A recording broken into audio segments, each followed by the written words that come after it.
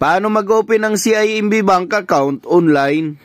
Una mga idol, i-install ang CIMB Bank application sa inyong Play Store. Pagkatapos ma-install, click nyo na itong open an account at pumili dito kung anong type ng account ang nais mo, kung for savings or loan. Kung pang savings mga idol, select nyo itong past account, no account expiry, no deposit limit, and 0 fees. Terms and conditions. I-check nyo lang itong dalawang box, then click I agree. Sa eligibility mga idol, must be a Philippine citizen and a non-US person, at least 18 years of age, at dito nakalagay ang list ng mga valid IDs na tinatanggap ng CIMB para makapag-open ng account. Kailangan nyo lang ng isang valid ID dito mga idol. Sagutan nyo lang to kung yes or no, then click confirm. Dito ilagay mo ang mobile number at ang iyong email address. Make sure mga idol na parehong active at working ang nilagay nyo dito. Pagkatapos i-click na itong continue. Sunod enter the 6-digit SMS OTP. May matatanggap kayong text na may code from CIMB. Ilagay nyo yung 6-digit code dito mga idol. At pagkatapos, dito maglalagay kayo ng gusto nyong gamitin na username. Kailangan 8 to 20 characters, at least 1 letter, 1 number, and no special characters. At dapat wala ding space. Magkukulay green lahat ng mga check dito mga idol kung okay na yung username. At pindutin nyo na itong continue.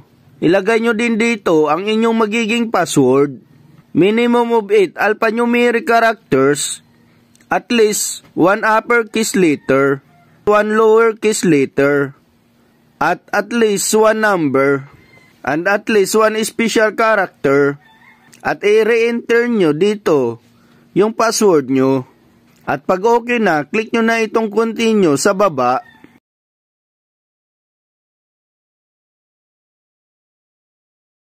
Use biometric to log in. Pwede nyong i-enable to mga idol. Para fingerprint nyo na lang ang magiging passkey ng inyong pag-login. Pero pwede namang hindi muna. Tap nyo lang itong maybe later. Next, create your 6-digit PIN. Dito ilalagay nyo ang purpose ng pag-open nyo ng account. Click nyo na itong arrow down dito sa gilid mga idol. Kung purchases, investment or savings. Sunod ay kung magkano ang average monthly income mo. Kung more than 100,000, 50,000 to 100,000, 30,000 to 50,000, or less than 30,000. Next is anticipated monthly transaction. Kung ilan ang possible transaction per month. Then pag okay na, i-click na itong continue. Mapoproceed na kayo for verification. Kailangan mga idol na ang isusumite mong ID ay kabilang sa mga sumusunod. Click mo lang itong okay. Then click continue. Piliin mo dito yung ID na gagamitin mo for verification. Pagkatapos mga idol, click lang itong continue.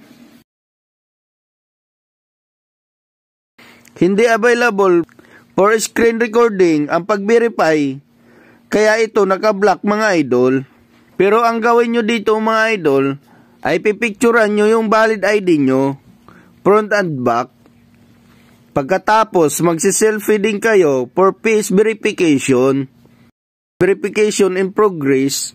Mag-login na kayo mga idol. Ilagay nyo na yung ginawa nyong password para makontinue kayo sa pagpipill up ng mga information and details. Verification completed. Please check and complete your personal details. Pag nailagay nyo na ang mga information nyo dito, tap nyo na itong continue. Successful na ang pag-open mo ng iyong account dito sa CIMB. Kung nakatulong sa inyo ang video ito, please like and subscribe. Kung gusto nyo ng mga tips and updates na kagaya nito, Subscribe for more. Thank you for watching.